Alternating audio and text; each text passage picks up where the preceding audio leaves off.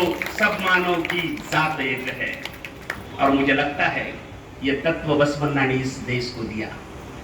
बसवन्ना ने पहली बार इस देश को कहा कि इस देश को अगर बलशाली बनना है, अगर आदमी को सर्वांगीण रूप से विकसित होना है, तो पहले आदमी की सोच होनी चाहिए। नहीं तो पहले झाड़ को भगवान, पेड़ को भगवान मानते थे, प्राणी को भगवान मानते थे, न जाने कुछ कुछ पूछते थे और उसमें भगवान को देखते थे। मगर एक ऐसा युग पुरुष, ऐसा महापुरुष इस जगत में हो गया, वो है बसवन्ना, जिन्होंने आदमी में भगवान देखा। उन्होंने कहा कि जो भी हो रहा है, जो भी अच्छा होगा, वो इंसान ही करेगा। और इसी तरह से उन्होंने अपने विचारों को रखा। 12वीं सदी में, आज से 1000 पहले का मैं इतिहास बताने जा रहा हूं। क्या था तब? व्हाट्सएप था? नहीं था। सोशल मीडिया नहीं था, कोई इलेक्ट्रॉनिक मीडिया नहीं था, प्रिंट मीडिया नहीं था। फिर भी पूरी जगत में से अनुभव मंडप में ये शरण आए कैसे? क्या तत्व था बसवन्ना का कि मरुल शंकर देव ये अफगानिस्तान के हैं। जो शरण वचन अनुभव मंडप में आए थे, ये अफगानिस्तान से आए। राजा भूपाल जो है, कश्मीर का राजा है, जो मुर्गी मारैया करके फिर प्रसिद्ध हो गए, वे कश्मीर से अपना राज्य छोड़ के अनुभव मंडप में बसवन्ना की सेवा में आते हैं। रानी बोंता देवी ये सिंध प्रांत से आती है। सिंध प्रांत अभी पाकिस्तान में है। इसका मतलब पाकिस्तान से शरण आ गए। चोर राजा से शरण हरड़िया चोर प्रांत से आते हैं। उर्लिंग देव है, उर्लिंग पेद्दी महाराष्ट्र से आते हैं। किनरी बोम्मैया इसी आंध्रा की भूमि से अनुभव मंडप में जाते हैं। ऐसा क्या दिया है बसवन्ना ने कि जिस वक्त कोई मीडिया नहीं था, उस वक्त पूरे जगत में से शरण लोग अनुभव मंडप में जाते थे, अपनी बात रखते थे, चिंतन करते थे। क्या था वो? क्या तत्व था जिन्होंने सब लोगों को जोड़ के रखा था? बसवन्ना का एक वचन बहुत ही प्रसिद्ध है। बसवन्ना कहते हैं, और मुझे लगता है यही वचन आज ही विश्व प्रार्थना होनी चाहिए। ये वचन ना किसी लिंगायत धर्म का, इस जगत में जो जो इंसान है और खुद को इंसान समझता है, उस पूरे इंसानों के लिए प्रेरणादायी वचन है। क्या वचन में क्या कहते हैं बसवन्ना? बसवन्ना कहते हैं, यह कौन है, यह कौन है, ऐसा न कहिए। यह स्त्री है, यह पुरुष है, यह अमीर है या गरीब है, या अनपढ़ है या साक्षर है, ऐसा मत कहिए। यह अपना है।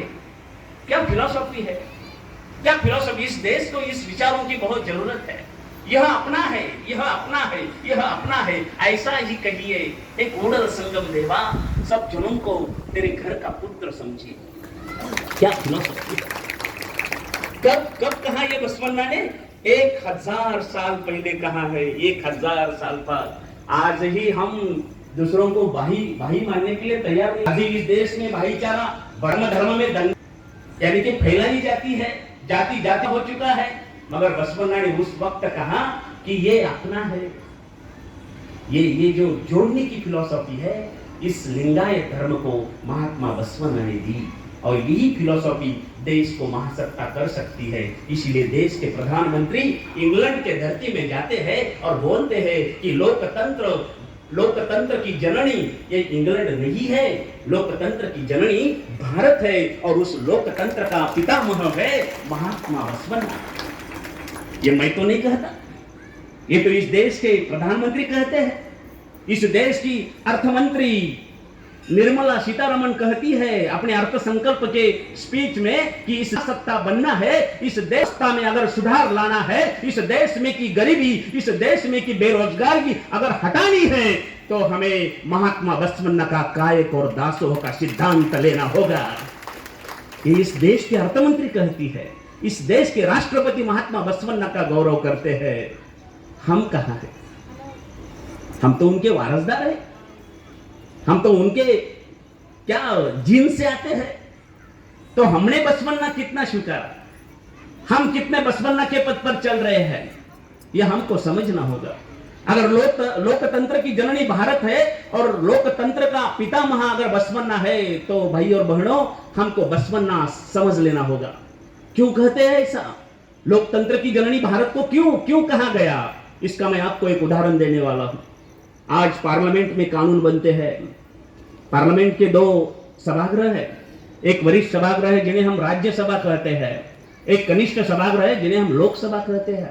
आज जैसी कानून की प्रोसीजर है ना, वैसी ही कानून की प्रोसीजर 1000 साल पहले अनुभव मंडप में होती थी। ये अभी प्रूव हो चुका है, ये प्रूव हो चुका है। कैसा कानून बनता है? अगर कोई समस्या है इस देश में तो समस्या का एक सर्वसाधारण बिल लेके आते हैं पहले लोकसभा में उस बिल के ऊपर चर्चा होती है, चिंतन होता है, प्रथम पढ़ाया जाता है, फिर द्वितीय समय पढ़ाया जाता है और कुछ तज्ञ लोगों की, ज्ञानी लोगों की एक समिति बिठाई जाती है, उन्हें समिति अवस्था कहते हैं। उस समिति अवस्था में अगर वो बिल पास हो गया तो आगे चल के लोकसभा के जो सभापति है उसकी सिग्नेचर होती है और लोकसभा में वो बिल पास हो जाता है और वो बिल बाद में जाता है राज्यसभा में। राज्यसभा में वही प्रोसीजर होती है, प्रथम पढ़ाया जाता है, द्वितीय समय पढ़ाया जाता है, उसके बाद कुछ चंद तज्ञ लोगों की समिति होती है, उसके ऊपर अभ्यास होता है, चिंतन होता है, कुछ खामियां है वो निकाल सकते हैं, उसमें कुछ डाल सकते हैं और उसके बाद जब वो बिल पास होता है तो राज्यसभा के अध्यक्ष की सिग्नेचर उनके ऊपर होती है और वो बिल राष्ट्रपति के पास जाता है। राष्ट्रपति के पास जब जाता है उस बिल के ऊपर राष्ट्रपति फिर चिंतन करते हैं और कुछ खामियां है तो निकालते हैं, कुछ त्रुटियां रही है तो निकालते हैं और उसके बाद राष्ट्रपति का जब उस बिल के ऊपर स्वाक्षरी होता है तब उस बिल का कानून बन जाता है और वो कानून हमें अप्लाई करना पड़ता है। वो कानून के ऊपर हमारा जो सुप्रीम कोर्ट है वो न्याय देता है।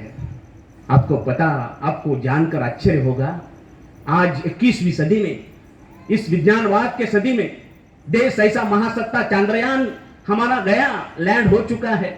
इस सदी में जो प्रोसीजर अभी हो रही है ये पूरी प्रोसीजर अनुभव मंडप में बसवन्ना नामक इस महापुरुष ने की है। आपको पता होगा क्या होता था उस समय?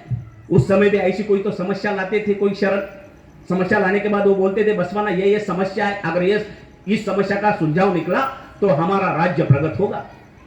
तो उसके ऊपर विचार होता था। पहले शरण उनके ऊपर विचार होता था, शरणी उनके ऊपर कुछ अपने बातें रखते थे, अपने अनुभव रखते थे। उसके बाद ये जो वचन रूपी जो छोटा सा बिल है ना, वो बिल जाता था चन्न बसवेश्वर के पास। शरण चन्न बसवेश्वर उसके ऊपर अपना विचार रखते थे और अगर उन्होंने वो बिल पास कर दिया वो जो बिल है वो बिल जाता था सिद्धरामेश्वर के पास। शरण सिद्धरामेश्वर अपने विचार उनके ऊपर रखते थे, कुछ खमियां हो, कुछ त्रुटि हो तो वो निकाल देते थे और सिद्धरामेश्वर वो वचन पढ़ने के बाद वो वचन जाता था महात्मा बसवन्ना के पास। बसवन्ना उसके वचनों के ऊपर नजर डालते थे, अगर कुछ रहा हो तो और उसमें कुछ बदलाव करना वो अथॉरिटी बसवन्ना के पास थी। मगर वहां उस बिल का वचन रूपी कानून नहीं बनता था। उस वक्त बसवन्ना जब उस बिल को पास करते थे वो बिल आखिर कर सुन्नादपीठ अल्लम प्रभुदेव के पास जाता था और जब अल्लम प्रभुदेव की उस वचन पे ऊपर स्वाक्षरी होती थी तब उसका कानून बन जाता था। उसी को हम वचन कहते हैं। ऐसे वचन बने हैं और आज ही वचन लिंगायत धर्म के कानून है।